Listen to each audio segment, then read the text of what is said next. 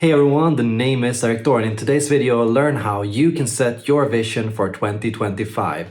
In today's video, I'm joined by a special guest, Nina Kutschke. Nina Kutschke is a wonderful coach specialized in feminine leadership, and you'll find her channel in the link down below. Together, we show you 2 different ways to make a vision board and teach you some of the ways and approaches you can use to come up with a compelling and honest vision for your life for the next year. So I'm going to choose to focus on first the field of spirituality. So I'm going to focus on drawing out the value of transcendence. I want to experience a greater sense of connectedness to the universe and to nature and to people this year. So I'm going to focus on studying the ideas and practices in Taoism more. Okay. And just thinking about how I can just become more conscious, more aware of things and of others. So that's... So what you did is you did the Wheel of Life, and then you broke it down into different pieces of the cake, basically, and also different areas of your life. Is that what you did? Exactly. I chose to focus on intellectual, spiritual, professional, social, emotional, or compassion needs, practical, recreational, personal, and that's essentially it. Okay. I set some goals and some practices for each. Yeah. I did it in a similar way. What I did is I wrote down areas in my life, similar areas like you did, also with career, friendships, community, finances, relationship, for example, health, also free time, hobby, spirituality, for example. And I started with just collecting some words, that just some random ideas, either goals, like either something fixed that I would like to do, travels, for example, or kind of a feeling, how I would like to feel in that area. And this is what I used, and then I typed that into Pinterest. And what I do this every single year, is I usually don't look up specific things. Like, of course, I did Madeira, for example. But more, I put in a lot of words like a soft woman or femininity in a way. And then what I do is I browse through Pinterest, and I usually do it more feeling based. So I try to really let my intuition guide me. So I scroll through the page, and when I feel drawn to something, that's when I know I want this. Because at the end I want to look at this and I want to feel something, not just like every year those New Year resolutions that you have, where yes, you have your goals, but after a month you kind of forget about it again, because it's usually not something you feel very much connected to, I think. So that's why I usually pick things I feel that make me feel something. Essentially. I'm not trying to imagine or make wishes based on what I want to happen to me. I make my goals based on what I want to how I want to happen to the world. So I'm trying to think of how I want to live, the practice I want to have, and the kind of person I want to be. And then I know that if I am that kind of a person, good things will come. Because that's how it works. And I think that puts away some pressure and stress that you can feel about achieving goals, because that can be something that made me feel quite stressed in the past. Also because I see so many people with expectations and goals in a way that they think, oh, I can only be happy once I have this in my life.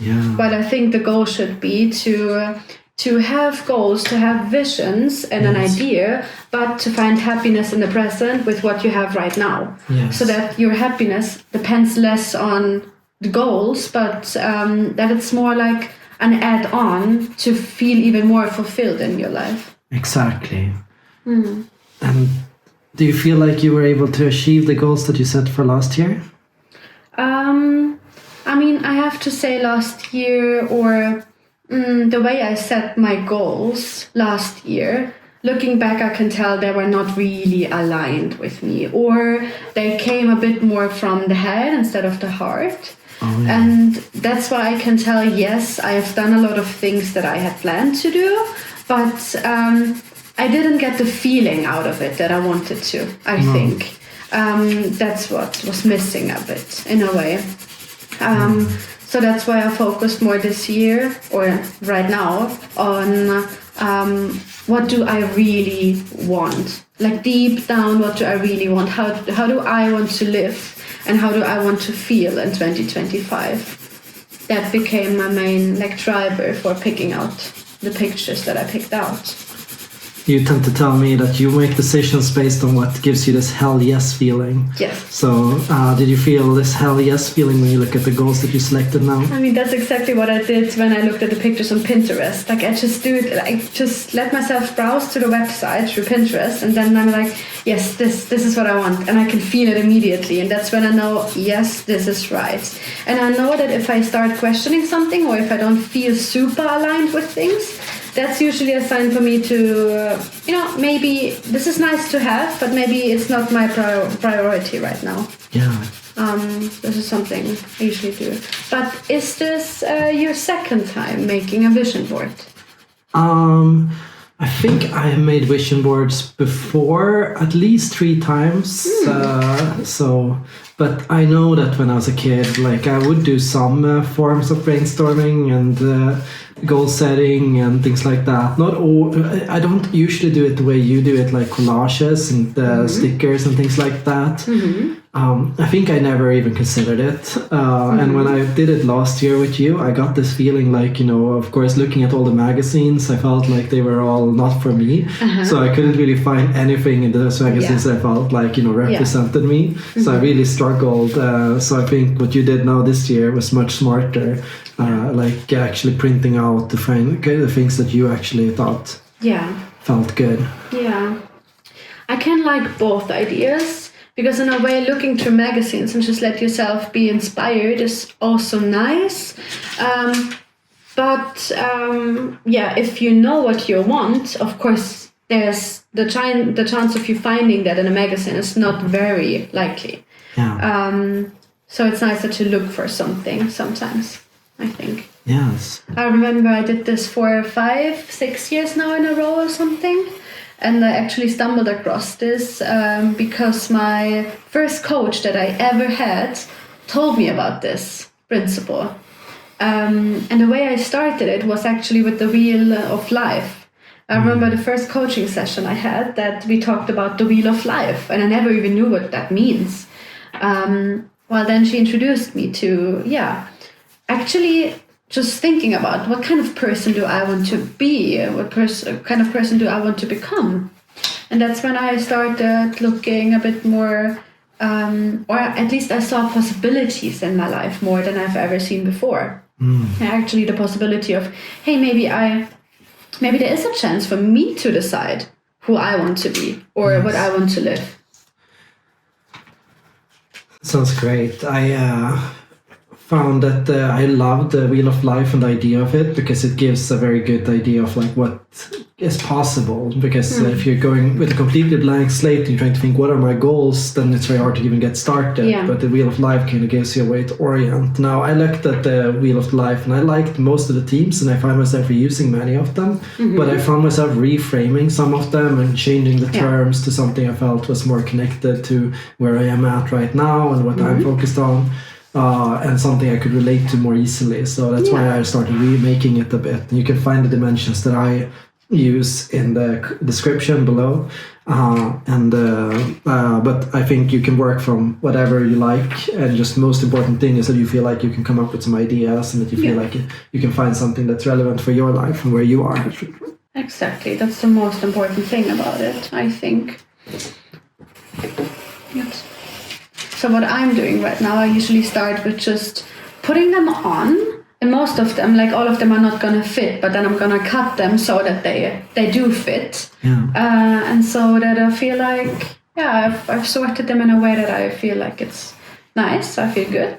And then I can also, maybe just explain a few things that I picked and what they mean to me.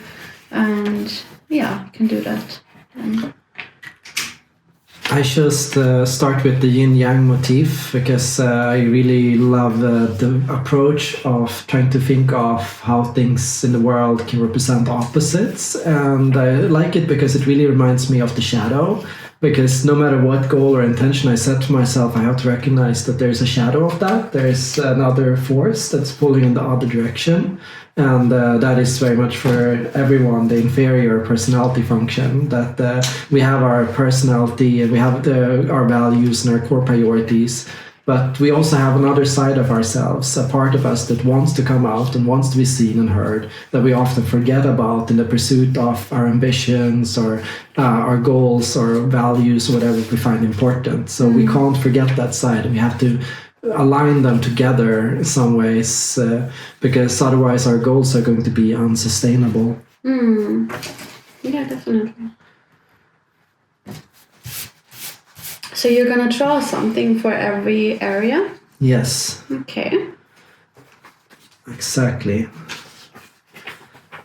Now I'm going to start with the opposite end, the practical side. And on top of that, I have a lot of things that I'm not really sure how I'm going to pull together. So maybe I'm going to start with the pen. What's the practical side for you, the practical area? So here I've written down the value being true to my word, like not letting my words or thoughts or ideas be just ideas, but actually trying to bring them to practice. So it's in many ways about implementation and application.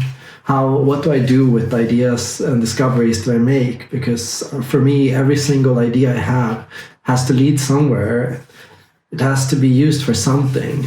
So I'm trying to really find ways to put that as a principle to myself, almost in the Taoist sense of when I have an idea or an intuition, to really think of how do I use the five senses and how do I use my body and my hands and my skills and my life and my tools available to me to make that dream come true. So basically practicals, either practical tools, things that help you in a way to really not just dream about your goals, but to make them reality, like action steps in a way? I would say yes, action steps, because I do always think, like, what is the example of that? Because it's so easy to talk about the topic when you're starting to learn about something, like currently I'm learning about economics, but and it's very much easy to get stuck in the macro terms of economic principles and things like that, but I'm always trying to think and connect it to the micro, ultimately, I'm trying to figure out, using macro terms, of what are the trends in finance, investments, money, and things like that. And how do I want to live as a person, as a consumer in that world? And what choices should I make? And how should I live to best navigate such a landscape so it becomes something I can actually use, not just something I'm learning for the sake of fun. Well, it is fun.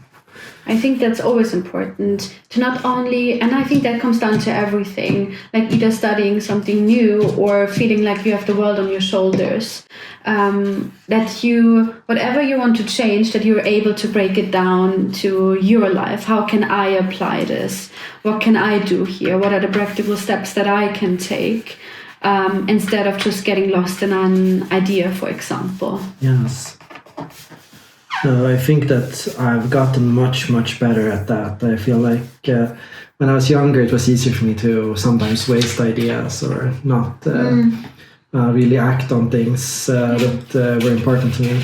But I always felt the stung of that, because those moments turned into regrets. I'm like, why did I not do that? Like, why did I not say that or pursue that or try that out? So it's really about mindset, about avoiding regrets. Yeah, I think it's not necessarily that we did it wrong or that we regret something, but it's more that we weren't really clear from the beginning, from the start. And if I'm not clear on why am I doing this, or why do I want to study this, learn this, what's the use of it, then it can feel like waste, even though it's not waste. But we should always ask ourselves, how can I use this? What's the point of it, really? I also thought about what you said with how you chose some goals last year that weren't really true to yourself. I think a part of this also comes to being really honest with yourself. Yeah.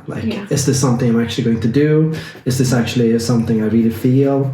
Yeah. Do I really think that way? So taking that time to check yourself and say is this what I want? Is this really how I feel? I think that can really help. And I think the most important thing is, and I think that's the thing I didn't allow myself, is that goals and wishes and visions should maybe be something that, it's going to take a bit of work to get there. Yeah. Because of course I can formulate some goals that I have with my mind. Yeah. But do I really need strength? Do I really need a certain personality trait for that? Or is it just something I can easily just make true? Yes. And I think I stayed quite a lot in my comfort zone. And that's why they didn't even motivate me. Yeah. Yeah, that was the main thing, I think. I think a lot of people get stuck on that when they set goals for themselves. This feeling of... before I'm going to be able to do that, I'm going to need to figure something out, or I'm going to need to realize something, or I'm going to need to have some kind of grand insight that's going to make me able to do it. And that without having that kind of insight, nothing is ever going to happen. Mm-hmm. So I think it's important to recognize that your hands, the ones that you have right now, are enough to do anything that you need to do to get you started. It doesn't have to figure out every single problem, doesn't have to solve every issue that you can imagine. I mean, that's often it, right? We don't know everything that we need in order to realize our goals, but we know something, and that something is usually enough to get us at least started on our goals. So if you can get that something done, you've already taken the first step, and then it's a lot easier to go to the next one after that. Ultimately, I work on these really complex projects at work, which I've never done before. And every time it's this I've never set up that kind of system. I never worked with that. I never built that, because everything is always new. So how am I going to do it? I have no idea. The only thing I can tell myself is, I'm going to start with doing this. And that's going to help me figure out where I'm going to need to get next. Yeah, that's also what I like to do after making a vision board. Because after this, you're done with, you have this amazing thing in front of you with a million beautiful visions and goals. But then the question is, okay, how do I really either become that person? How do I get this? How do I live like this? And I think that's where I usually like to ask myself questions like, okay, how would that person show up? How would that person get up in the morning? For example, if I see this, how would she get up in the morning? Would she keep laying in bed for a few more minutes? Would she just scroll through her phone? Or would she immediately get up, do this and that and that? How would she act, basically? That kind of person. Yeah, in a way, there's two kinds of goals, aren't there? There's the growth goals, which come down to what positive actions do I want to take, what do I want to add or improve, and then there's, I think a lot of people have these subtraction kind of goals, how do I lose that or stop doing that? How do I spend less time on my phone? How do I lose weight? How do I and here, I think it's important to kind of pair those things together, always try to see, take the Taoist principle of what's the opposite of that, so that balances and integrates with that, because I think the brain doesn't really understand the word not. Or to stop, or to it's hard for the brain to do that. They say the universe also does not understand the word not. Yes, I mean not just the universe, but the brain itself. I think and there that's where we gotta think how do I reframe that in a positive direction that gives me a constructive sense of what I want to do instead. Of being on my phone, or instead of whatever it is that you do. I'd say it's important to find out why do I want certain things? Why do I want to quit smoking, for example? Because if you don't have a strong intention behind it, you're never going to stick with it. No. And that's exactly what happens when people, January comes, people sign up for a gym, and they go there for a month, and then they quit again. or stop smoking for a week and then they go back to their habits, because the willingness behind that, the intention behind that is not strong enough. And I think that's why we should have a strong why. Why do I want certain things in my life? Why is it so important to me? Yeah, but here also I think you can try and widen your goal to make it easier to realize it. Like a goal doesn't just have to be like stop smoking, but like also you have to think of yourself in different situations. How do I do that with my friends in social settings? How do I do that at work? How do I do that at home? When I'm bored, when I'm like, like just imagining every situation and thinking about what strategies am I going to set up to make sure that, when other friends of mine smoke, that I don't do it or join them, or that if, I want to get away from work and I'm stressed, how do I make sure that, in that moment I don't go to smoke, that's like, I think that also helps because the only way you can kind of overcome that basic conditioning that you put on yourself, like you conditioned yourself to smoke, you're used to that now. That's part of your identity, how you see yourself, and you associate the smoking with a lot of different positive values, like relaxing, like other things, right? How do you reward yourself and change those like mechanisms and avoid those kind of conditions? Because often you'll have triggers, like if you're stressed, you're going to be like, well, I want to smoke, or if you like this or this, like, so you got to really think about those kind of things.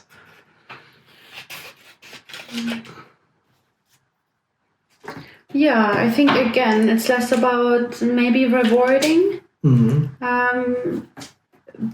because I don't think that's the best way sometimes to do it, because I think that's where another belief or conditioning can start.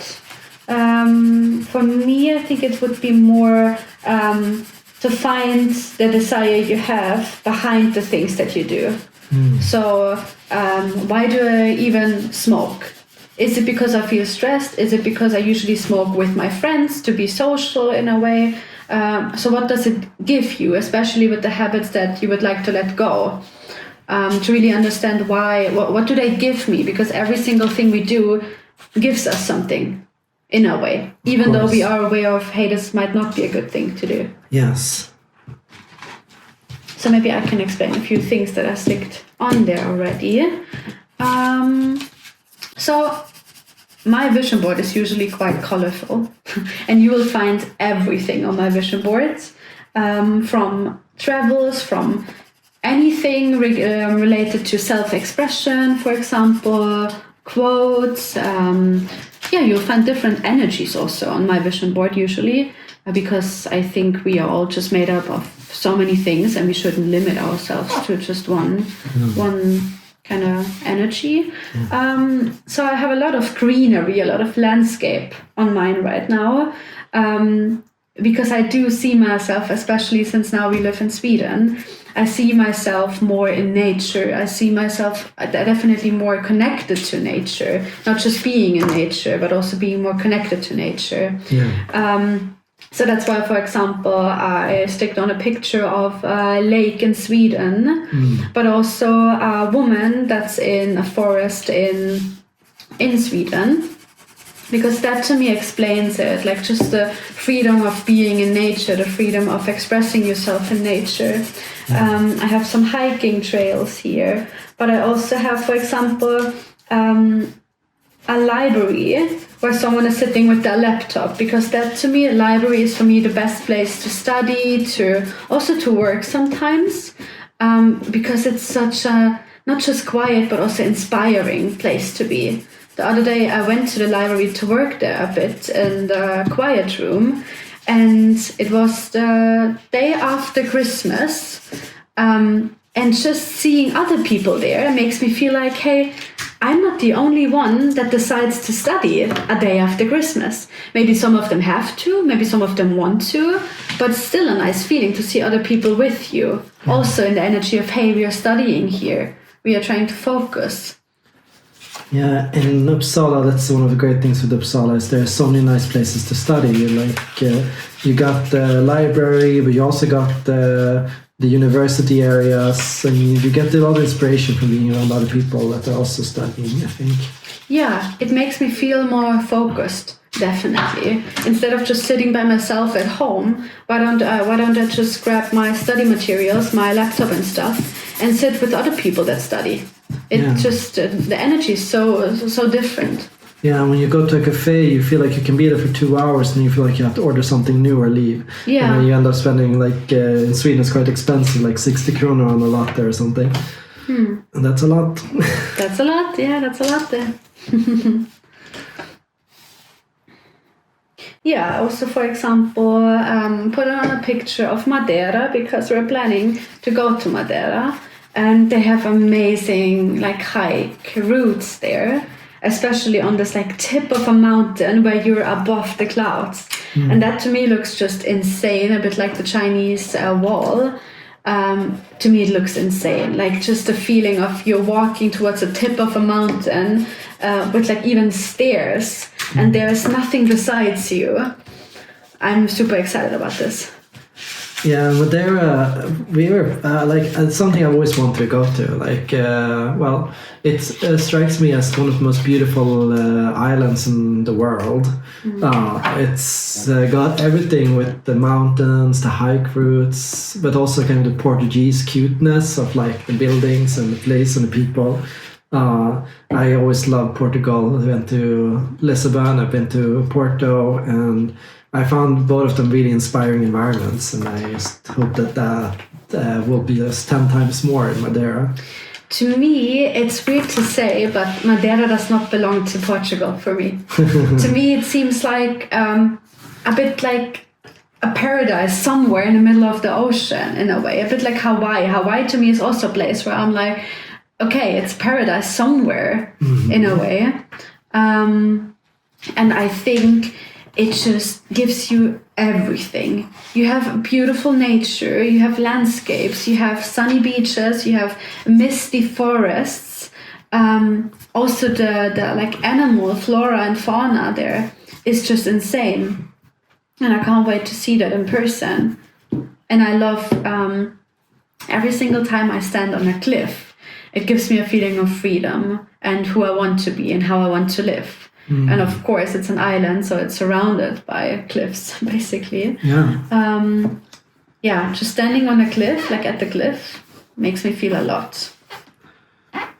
I would always go out to the ocean as a kid just to look out the water. I was also fishing a lot in northern Sweden, so it was normal for me to just bring out my fishing rod and to start throwing out the fishing rod and then reeling it in and then throwing it back out. And there was something very meditative and relaxing about that. So I would do that for hours and hours. And there was a point when I went vegetarian and started eating less meat and fish and everything, and then I couldn't really bring myself to fish anymore, and so I would instead just take my rod out, but I wouldn't put any bait on top, so I could just have that experience of throwing it out and reeling it back in, because that was the joy for me anyway. Like, I didn't need to catch anything, that wasn't important. The more important thing for me was just being there with nature, like on a dock, looking out at the water, and for me, just looking into the water was always very mesmerizing. Okay, yeah, I understand that, definitely.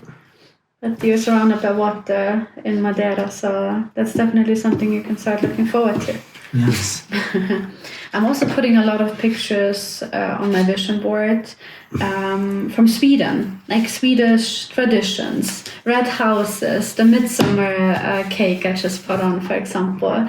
Because to me, goals should not only be something where I have to spend a lot of money on, or I need to save in order to get there, or I need to travel far away, for example, but it should also be something accessible in a way. It should be both. It should be something bigger, but it should also be something accessible in a way.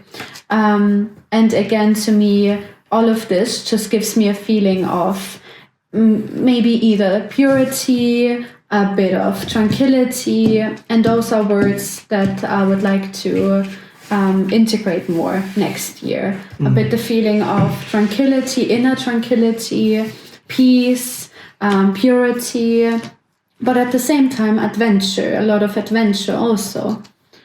So that's why I think I used a lot of pictures that summarize that quite well or go well together. Right. Definitely. Yeah.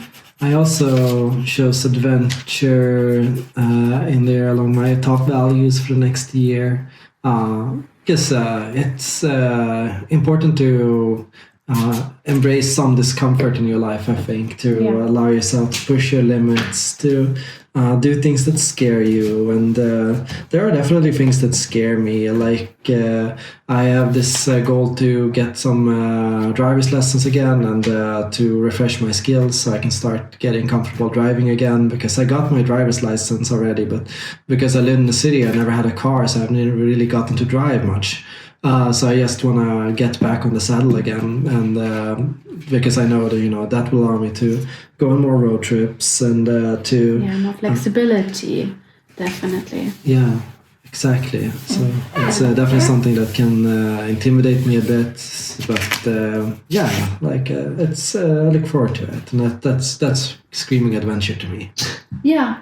And again, that's a goal that scares you a bit. And I think we need that great mix of also things outside of your comfort zone. Yeah. Something that, you will have to learn something for. You will have to go through something. You will have to face your fears eventually to get there. And I think that's also important. Absolutely. But also many, like some adventures, they also kind of leave you. Like sometimes I think of going somewhere or doing something. Then if I don't do it or end up prioritizing other things, like the spirit can wane. Like sometimes I move on to other things. So it's always like I can find that I'm super excited to go. Like I was super excited to go to Japan, for example, last year. And I also thought about going to Iceland.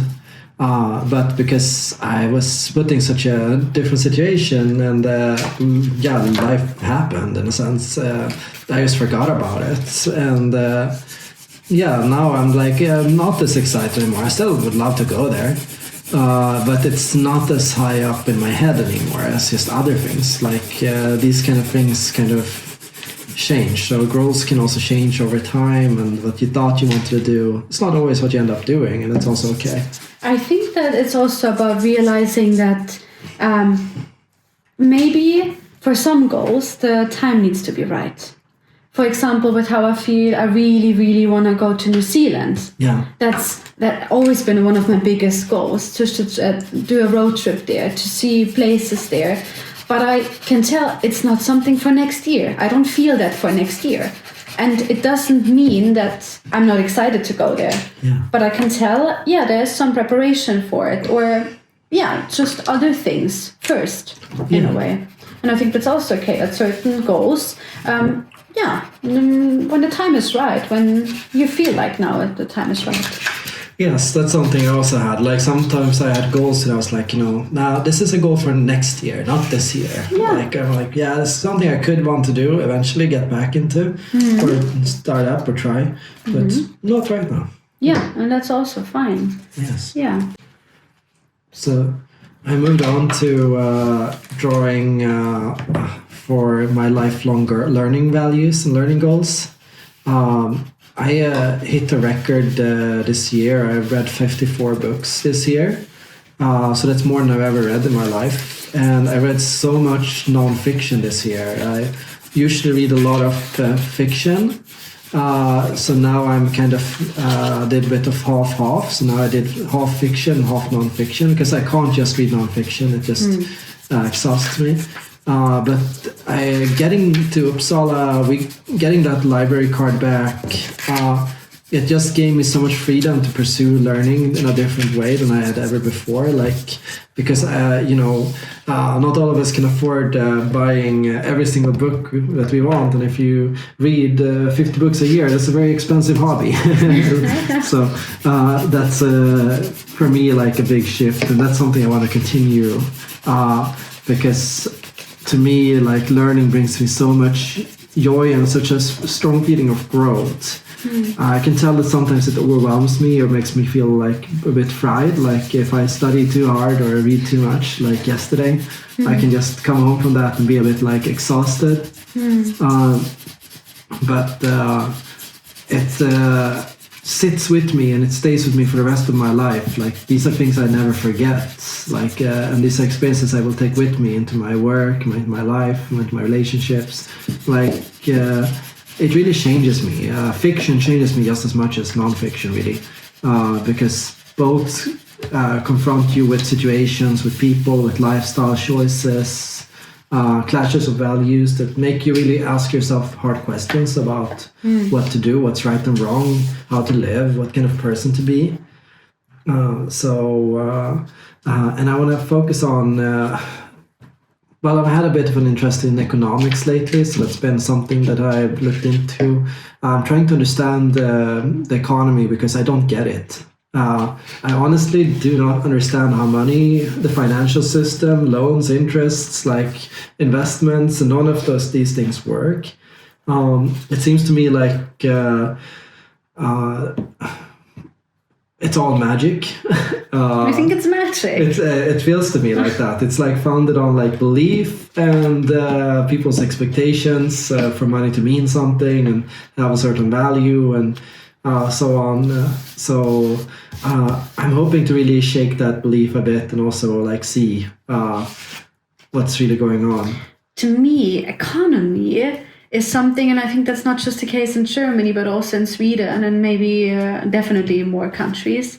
It's something invisible no one talks about. Yeah. And sometimes it's even either not allowed to talk about, or it gets very uncomfortable to talk about. Yeah. I remember at work situations, for example, you're not even allowed to ask your colleague, how much do you earn, for example? Yeah. Or your friend, for example, or how much did you pay for this necklace or something?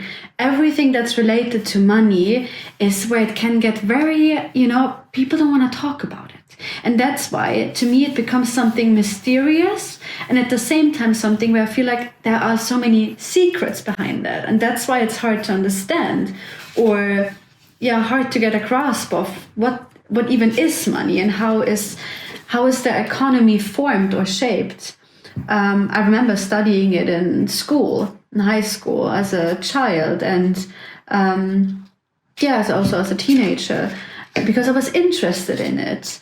But I learned so many facts about it and also in economy and stuff. And to me, a lot of things make sense. But there are still so many questions that I have because, for example, just realizing that we need rich people, but we also need poor people. Mm-hmm. And when sometimes you, of course, start wondering, you have so many poor people or people that can't afford anything anymore. Yeah. But then you also know that there is a place in the world that they print the money. So I remember so many times as a child I would ask the questions, why don't they just print more money? The possibility is there. Why do so many people struggle with money when it seems so easy to just print more? But that's where you see that life works differently. The economy works differently. Yeah. Yeah. I mean, we know that the divide between rich and poor is higher than it's ever been in the history of the world. Essentially, like there have never been people that are so rich as they are today, and there's never been people that are so poor. Like this divide, like it's just bigger than it's ever been. And of course, why is that? And then the question of printing money. And to some extent, it feels like that's what we're doing now. It seems like we're taking a lot of loans and we're like just putting more money into things that we don't have. And we don't really have a plan for how we're going to pay that back. So it kind of feels like we're putting it on the future generations. But then also with the environment and the coming climate change and the warming and all the pressures that's going to put on the system, I wonder how we're going to pay for that and taking care of that and fixing those problems. So and of course all of this kind of boils down to those personal life choices, like what kind of food should I buy in the grocery store? How should I look at recycling and sharing economy things? How should I look at buying a house and investing? How should I look into which stocks to buy? Like that's kind of like what started my interest in it, just thinking like, how can I be a good consumer? Can I be a good consumer? Is that even possible? when I was young, I used to talk about like consuming less. So I would often do these buy less campaigns where I would tell people the value of not shopping so much and being more of a minimalist. I remember once we got 20 people together to do this action where we all took one of those strollers that you put your stuff in. Mm-hmm. We went to the Granby Mall just around here in Uppsala, and we walked on a line holding these things and just walking around in the mall with empty carts and handed out leaflets to kind of show like it was called Buy Nothing Day or something like that. Interesting. So I remember even the media came and looked at it, and I gave a short interview for the radio about it. Mm-hmm. And then people asked me, what should I do? What should I do instead for Christmas? Because of course everyone's like, you want to buy a Christmas gift, and this year again, Christmas sales hit a record. Even though people say they're struggling financially, we're spending more on gifts than ever. And I think I remember I was like 17 at this time. I said, give away a poem instead. So then the headline became, give away a poem for Christmas. How did people respond to that? They thought it was cute. I think many people thought, well, of course, that's a good idea. Why not? Yeah, it is. Definitely. But that also goes to my naivete at the time. Of course, it's good to be more intentional in where you spend your money and how you spend your money. But what I didn't realize at that time was if I don't spend my money, well, the option is I save my money, right? But what do I choose to spend my money on? That's the question, right? Yeah. Because ultimately you're going to spend that money at some point in your life anyway. So the question is, do you want to spend it on plastic stuff that was made in a factory on the other side of the planet, or do you want to spend it on experience or something meaningful or something that made you feel good? So yeah, those are the kind of questions that I feel I'm gravitating more to now. How can I be an intentional consumer? And not just hoard my money. Yeah. I'm also thinking about that quite a lot recently. Just what do I want to spend money on, and why do I want to spend money on that? And less is more. That's also a tendency I'm starting to look more into. And the funny thing is with me, I've been saying for years I would like to be more of a minimalist.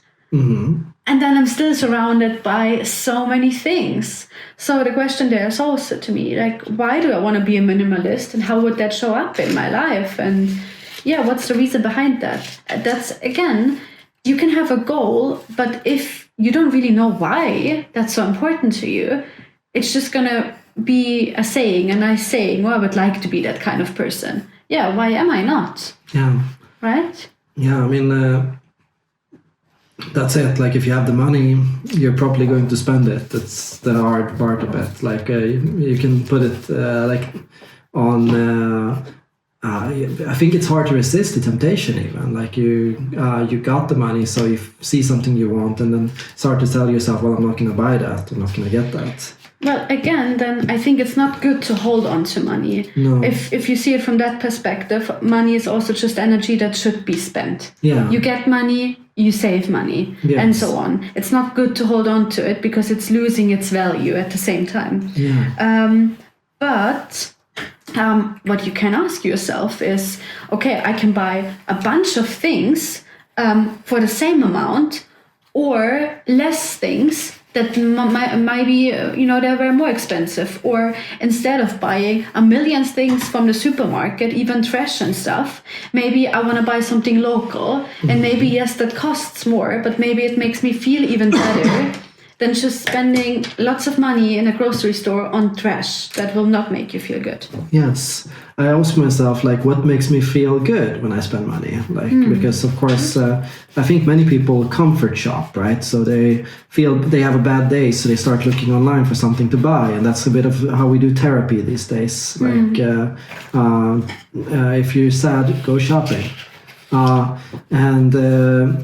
For me, one thing I realized was sometimes when we go to these Christmas markets and I see people selling stuff, I ask myself, why should I buy their thing that's 3 times as expensive as what I could buy from, say, AliExpress or Temu or something? But then I think of the happiness I give that person by choosing to shop with them as well, and then that makes me feel so good that I'm like, that's worth that's worth the extra money. Just the feeling of like I made somebody's day, or I made somebody feel appreciated for like the work, the crafts, the effort that they put into creating something. And that creates a memory for you with that product you just bought, and I think that's important. So that everything we have in our life kind of has a meaning to us, because everything gives us something. But if you're surrounded by a million things, it's overwhelming. It is definitely overwhelming. I remember one Christmas I got like 25 gifts or something like that from my mom. They really went crazy that year. And I remember I'd opened all of them, and I remember as a 11-year-old kid thinking to myself, is this everything?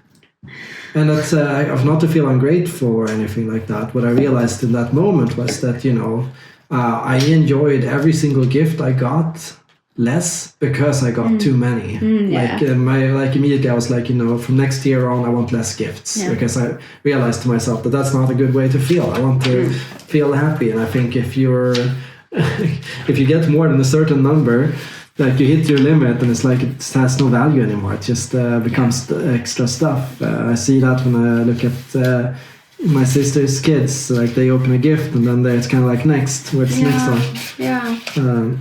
And of course, you want them to come out of that feeling happy and like appreciative. Yeah, I think that's also what you want to teach kids. But because I think there's nothing sadder than for a parent to see they open a gift and immediately they throw it away and go to the next thing. Yeah, that is so unsatisfying. You want what I would like is I want my child to unwrap a present, and it's not even, in a way, not even interested in the second one, because she is so in love with the thing she just got that she can't wait to open it, to use it, whatever, right? Yes. That's what I would like. Yeah. And for me, for example, and this is something I realize more and more, homemade things mean so much to me. Yes. Because I can tell that people really put love and time in it. Instead of just, I don't know, running to a store, buying you something, feeling stressed about having to buy something, knowing that I, for example, got socks from your mom that she just made, that makes me feel like she invested so much time and effort into that. Yes, she Instead did. of just making an easier decision of, let me just find something to buy, right? That means a lot to me. That makes me feel so loved. Yes. Like, if I would estimate, I think she spent at least 15 hours on that. Probably 20 or closer to something like that. Yeah. Because it takes so much patience to do those things. I see her, like, she was knitting while we left as well. And multiple times she made a mistake and she had to do it over again as well. Because, of course, it's very easy. You make one false knit and then you realize it on your next lap and you have to undo the whole thing and re-knit it. It's not easy to be a crafty person. Exactly. But it is very rewarding. I made grahamsbröd yesterday, and somebody commented, "It's nice to see that you're so like DIY, practical and handy." And I was like, it brings me more satisfaction to eat it that way. And it does. It tastes much better. It feels much more like rewarding to eat it. If you can make it yourself. And I am dreaming of this future. This is a vision I've had in my head for many years. There's going to come a day when we're no longer ordering anything from factories in the other side of the planet. When we have something, we can just imagine it in our own head. What is it I want? How should it look? What should it do? What should it be like? And then we can just go and make it. Like, I think there's at some point it's going to be so easy to make things like crafts, DIY, maker spaces, 3D printers. Like, all of these tools are going to make it so easy for us to realize whatever it is that we want. So we can just go from our own vision to our own reality, and we don't have to order a brand or something from somebody else. We can really just come up with our own ideas. But I think what needs to change in order to have that kind of life or world is to in a way, many things need to change for that. Because we need to change our way of how we consume things and how we use things. Because of course there's always an easier choice. You could easily go to the next bakery, even a supermarket, just buy the bread, and you would also have bread at home. Or you can make it at home. That bread is way better, you know what's in it, it feels rewarding, and so and more. But it's also the choice that will take more time, more effort, and so on. So how do we encourage people that to take more time for those things when it feels like many people struggle with time and how to use their time wisely? Because that's what I come across the most. Like so many people telling me, I don't have time for that or this. How do we make sure people actually take the time for the things that will make them feel good? Because I strongly believe we do have the time for everything that's important to us. I mean, we have a lot of idle time too. A lot of people spend a lot of time like doing absolutely nothing as well. And thinking, oh, I should do more in a sense. So I think we also have an energy problem because it's not just as difficult as that. It's like actually, it's getting inspired. Yeah.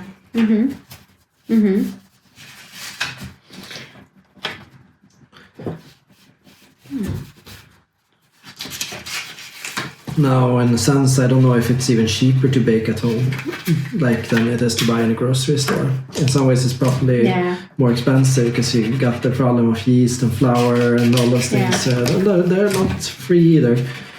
So, like, I think there's also something wrong with that. Like, why is it cheaper to buy factory produced than to make it yourself?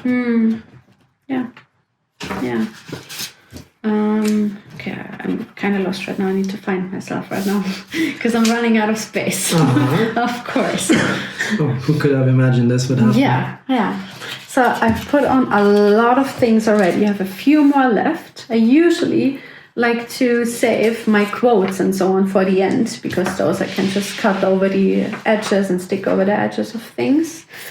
But I'm trying to fill the spaces I have right now, but most of the pictures are a bit too big. So I'm trying to make a decision that makes sense to kind of get everything on it.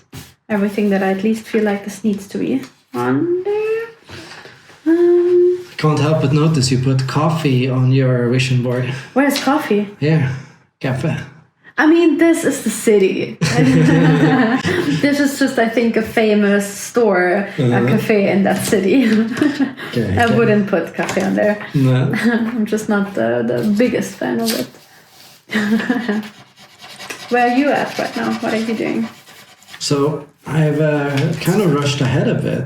I was working through the personal goals where I put through a bike, and because I want a new bike, I put down beauty as the key value for personal, life, my private life, because there's where I put things that I like enjoy aesthetically. This can be like beautiful music, it can be beautiful sights, it can be playing the piano, it can be writing.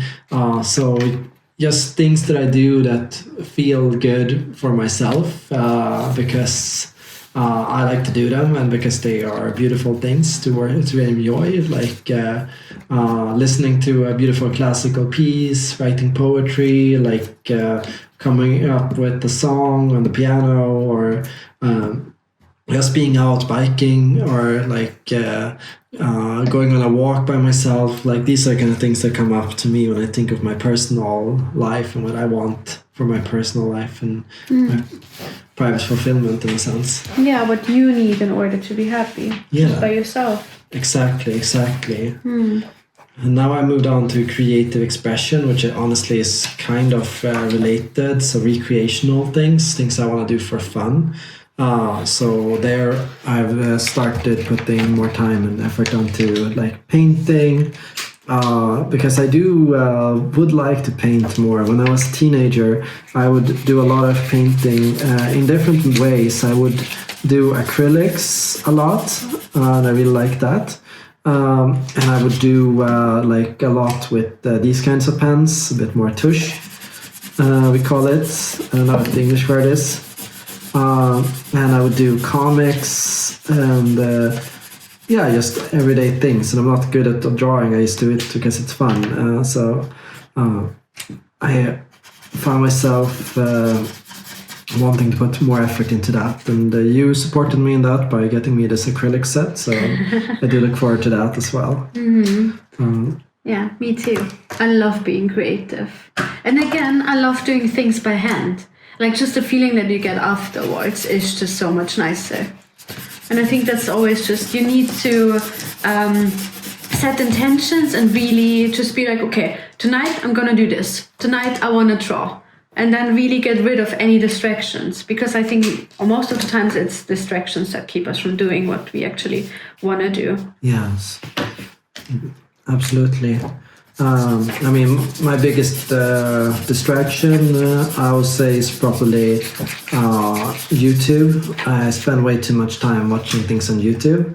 So I always have to kind of revisit that, and I'm starting to get there. I've noticed that I have gone down in my use a lot for watching things, and it's also because my enjoyment of it has gone down, so that's helped. Just generally find myself feeling like don't really want to watch that, or not really interested in that. So it helps. And avoiding to get myself down into a spiral where I'm too tired to do anything, because it's when I'm too tired to do anything, that's when I'm the most likely to switch on to wanting to watch something. And that happens, of course, when you're kind of burnt out, like you just work too hard. And that's just a sign to me that I was not balanced that day, because I have to recognize that I have an internal clock. I can be productive and I can work hard for a certain amount of hours. And the more I rush myself and pressure myself, the quicker I'm going to fizzle out. And so I have to stay within that energy budget. So make sure that my energy is consistent throughout the day, rather than that it just blows out in the early afternoon. And that after that I produce nothing of value, because it's not a race. Like, I'm not rushing, like I'm not going to get more done because I do it. It's just purely like being bad with managing your own energy budget. Yeah, for me, that kind of distraction usually shows up when I'm trying to procrastinate. Like when I'm trying to run away from a task that needs to be done, but I find it hard or boring, for example. That's when I usually find myself going into that spiral of, going on YouTube or something like this. So that's what I'm starting to become more and more aware of, especially as a self-employed person. Like when you're sitting by yourself and you don't have someone that tells you this needs to be done by this and this date, you're more likely, I think, to wanting to push away tasks that seem boring, or you're not feeling it right now. Yes. And it's so much easier to open YouTube or whatever to watch something, but instead of doing the actual work that needs to be done eventually. Like, you can't just keep running away from it. But the problem there also is that sometimes we run into obstacles and we genuinely don't know how to get past them. Like, if we don't know how it works, we don't know what it's like, it's so easy to get stuck. And that's why most people alone, we will easily develop obsessions, fixations, and we'll run into corners, because we are individuals. We don't have all the skills, we can't do everything. So it's a natural thing to get stuck, and I think it's natural in that time to seek out other activities to do and other ways around it. Doesn't mean that it's the right way to go about it, but often the answer is to talk with other people about it, ask around for help, to look online for people that might have skills in the area, go and find whoever is an expert in that and give them a call and say, hey, can I just borrow you for 10 minutes and just ask them all your questions that you have? Because that way you can kind of get unstuck. Alone we get stuck, but together it's very easy to overcome blocks. Yeah, either this or to ask yourself, how can I make this easier for myself? Because if I have a boring task to do, or a task that just drains my energy and I don't want to do it, I think there are ways I can make it a bit more easy for me. In any way, like just the way how I do things. This is something I think that's important to ask yourself. Yeah. How can I make this a bit easier for myself? Yeah, I mean the black and white thinking it's going to have to be everything or nothing, or the feeling of perfectionism, like if I do it, it has to be the most perfect thing ever. Often it's about simplicity, like thinking, how can I make this easier for myself? And how can I make this enjoyable for myself? And how can I break this down? And how can I, where can I start? What can I do right now? Yeah. And what I started doing, for example, every single time I do the laundry, that can be something, those like automatic things you do. You grab this, you put it there. You do this, you do it there. I started listening to podcasts while I do the laundry. And now it becomes something, that's more fun in a way to do. Or also every single time I send out a bill, I either have a nice music in the background I can dance to, I can celebrate myself, instead of just, I have to do accounting now. You can make things more fun in so many ways. Things that need to be done. Yeah, I noticed that you did that actually, now that you say it. I did notice that you were listening to something while you were doing laundry last time. Yeah, so exactly. It's a smart way to go about it, honestly. Yeah. I also like to put down podcasts. I enjoy some Lex Friedman, some Sam Harris. But I just put on whatever is interesting to me at the moment. Yeah. And like that works well as well when I'm on my AirPods that I got, because that's something I can just walk around with as well and do other things with very easily. If I have something attached to one place, I can't really move so well. I try to use the AirPods as well there to make that easier for myself. Now, what I just noticed, AirPods are high on my list because in so many things that would make things easier for me. I didn't put AirPods on my vision board simply because that's a thing. If I really, really, really, really wanted them, I would just do it. Yeah. Right? So this is where I think it's important to ask yourself, is this something I really want and it's kind of easy to get? Why do I still not do it? Okay, maybe the need is not so high. Or maybe, I simply other things are maybe more important right now. In a way. That's a really smart way of thinking about it. Like if it's something like very easy to do that you could do right now, and you put it on your vision board, the question is why are you putting it on your vision board? Why are you not just doing it? Yeah. Exactly. So, But I think that also gives you some kind of direction to see, okay, maybe it's not that important right now. Or maybe there are open questions that I have about it. That I need to clarify first. Of course, it can be a reason why you're installing it. Or it can be a matter of prioritizing. Exactly. Yeah. It's the same way when I just bought my iPad.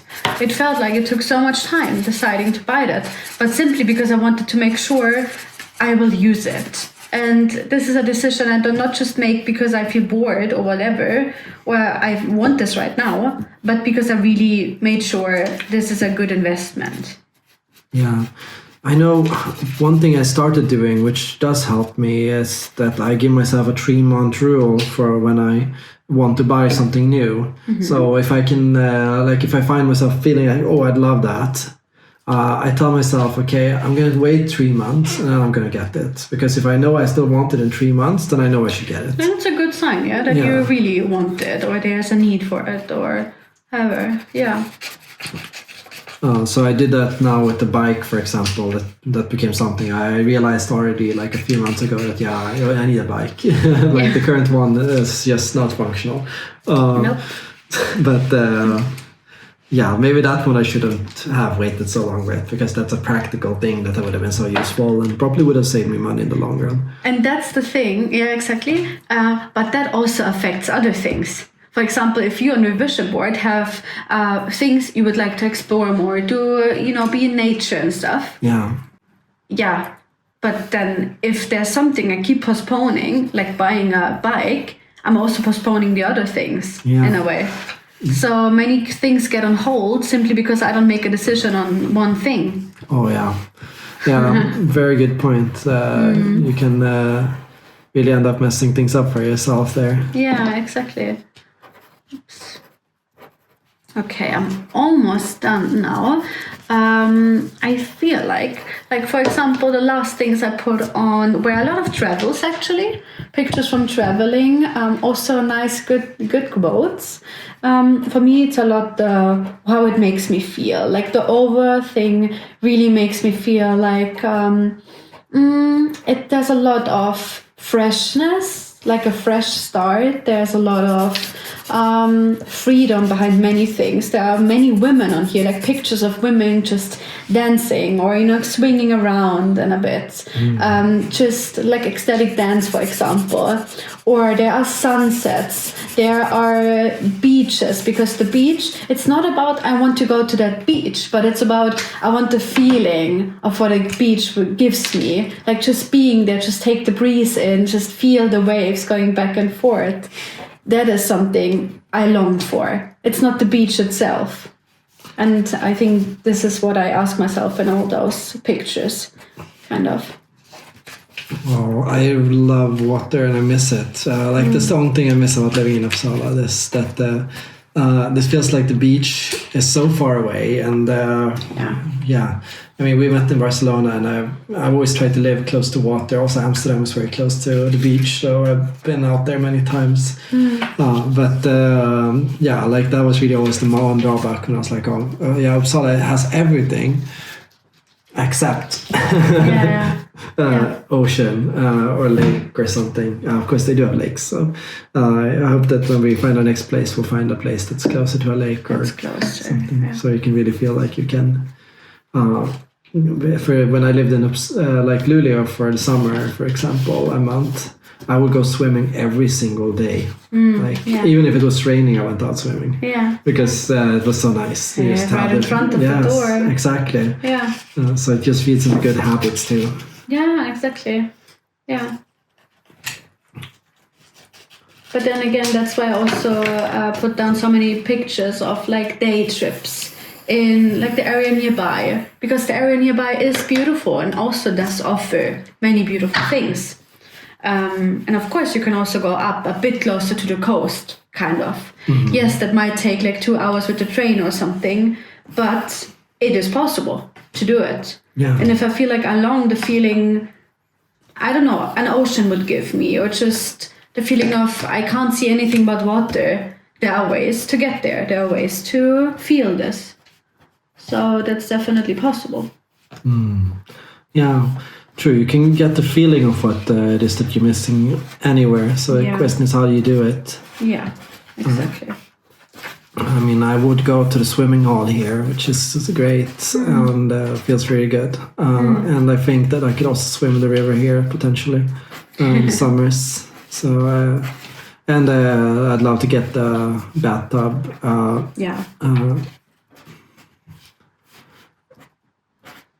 Where do I put this?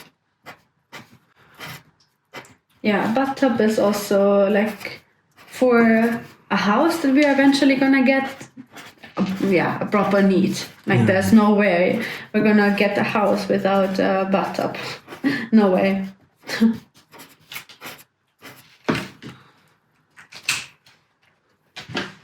this. So what I've done now is I've kind of gone to the professional sphere, and right now professional goals come quite high for me and have for the last half year. I don't know if they will continue to for the entire next year. I think maybe for another half of the year, and then I think I'm going to scale down a bit, not consider going down to working 32 hours instead of 36, or just like in general, putting a bit more time for my hobbies and my recreational side, because that's what's been suffering now, and where I put the least effort into the fun hobbies that I do just because they are fun hobbies and rewarding experiences. But that's because I feel like at this point I still feel such a level of fascination for the work that I'm doing. I feel that my current job is challenging me on so many levels, intellectually, socially, emotionally, and to learning new things, to solving problems, to figuring out how to do things, to becoming a better person, to having more integrity. And I put empowerment down on my professional goal as a professional, like the values that I want to like really showcase in what I do, because I want to not just be good at what I do, I want to make other people better at what they do, and I want to make other people good at what I do. So I really want to impart lessons onto my coworkers and colleagues so that they feel that, you know, whatever it is I do, they can do too.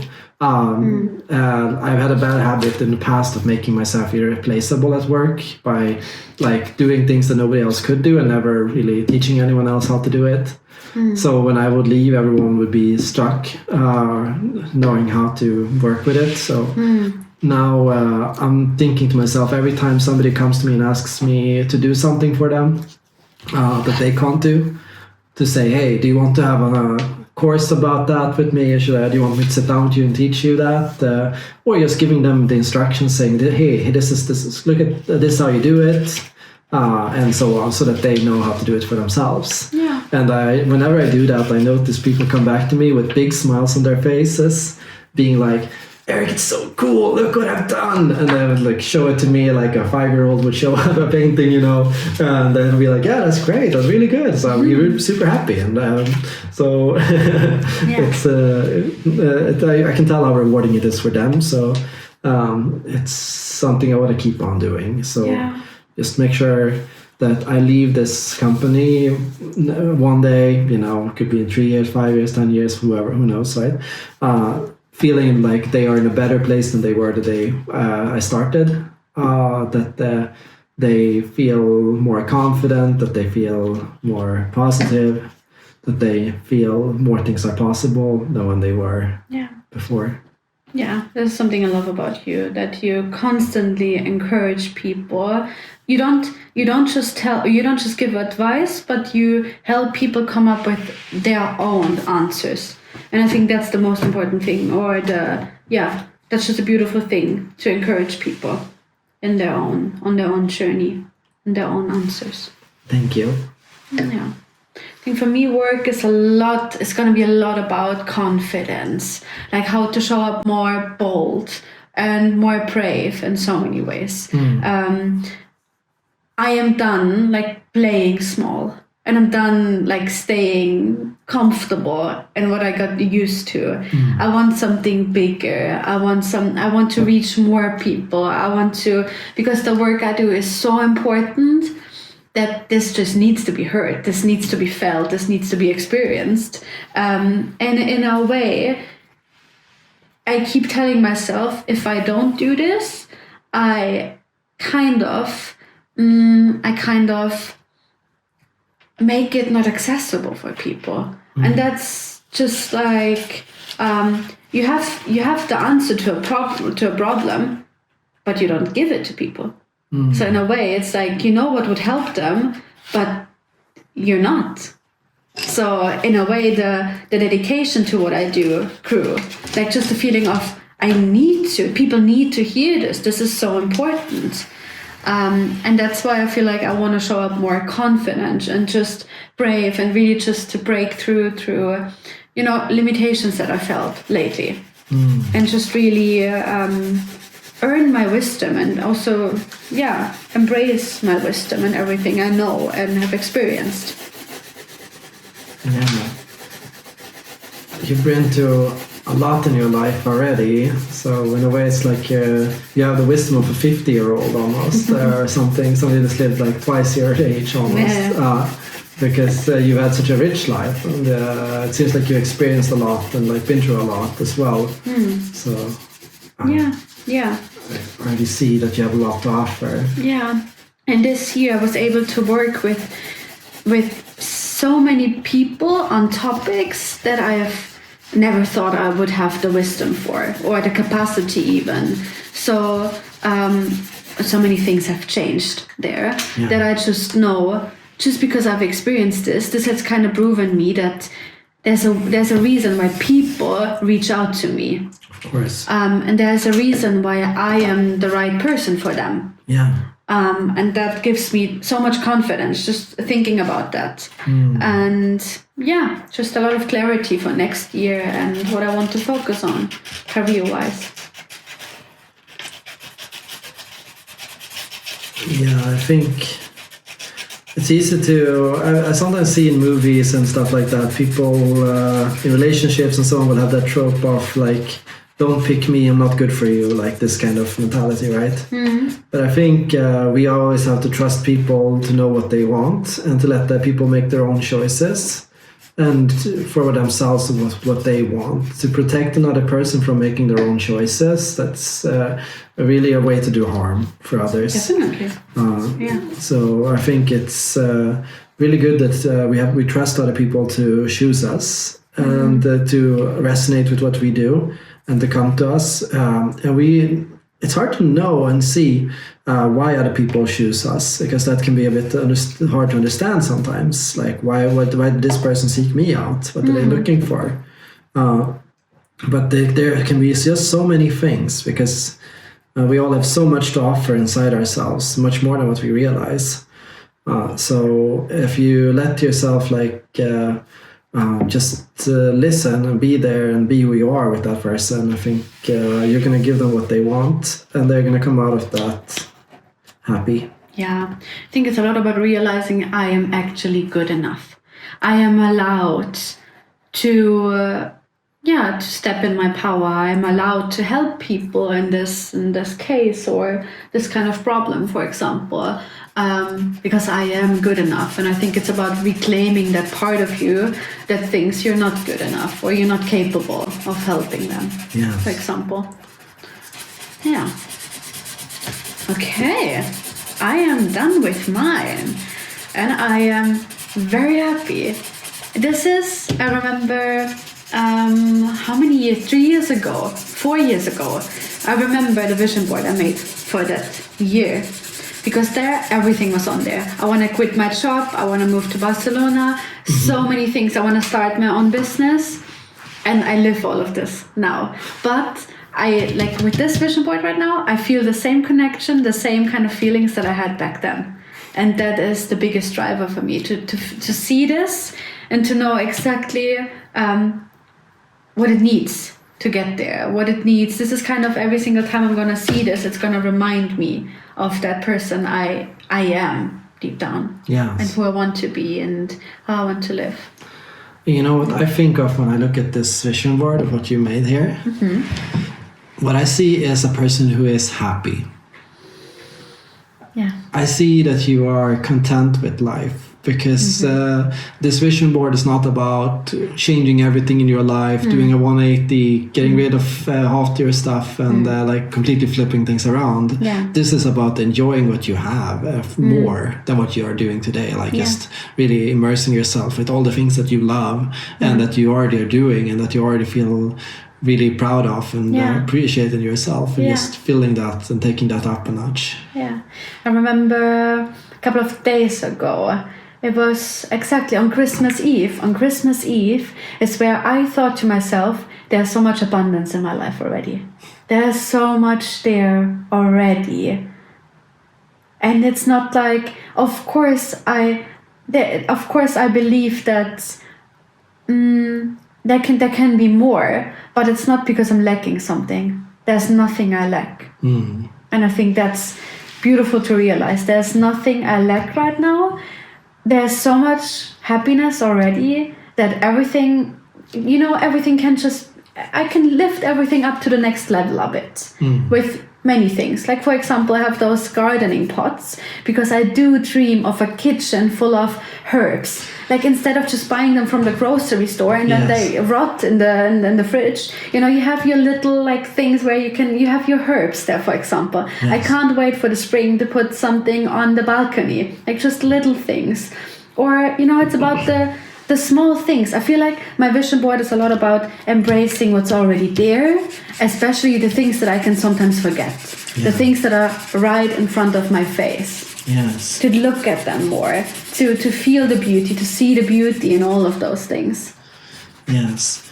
No, exactly. Like what we did with gardening this year, I want to take that up next year a notch. Definitely. And I want to do it better because, of course, now I learned a lot about how you manage herbs and how to make them last and so on.